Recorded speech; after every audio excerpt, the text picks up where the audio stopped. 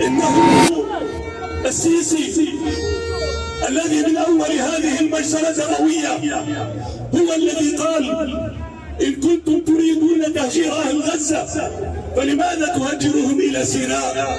هجروهم إلى النقب. إذا لا مشكلة عنده في أن يتم التهجير لأهلنا في غزة. يا سيسي، ألم يكفيك 60,000 شهيد؟ ألم يكفيك نصفهم من الأطفال والنساء؟ لكن لا عجب، لأنك في النهاية أنت سيسي. أنت سيسي.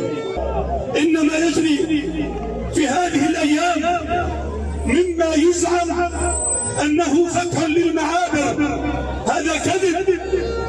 هذا كذب.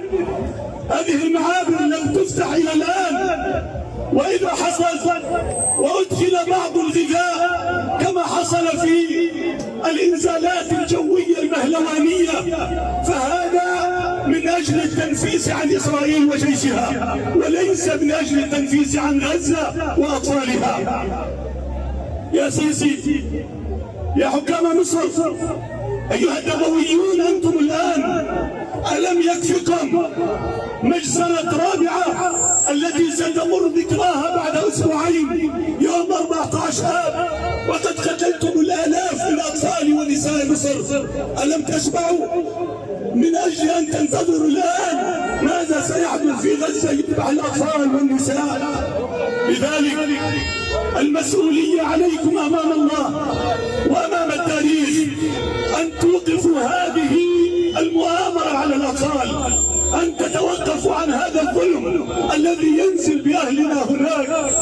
إننا إذ نستشعر أن الأمة كلها مقصرة فيما يجري في حق الأطفال هناك، لكن ذوي القربى والجيران عليهم مسؤولية أكبر في ظل أنهم القادرون على أن يوصلوا الغذاء والماء والدواء إلى الأطفال هناك.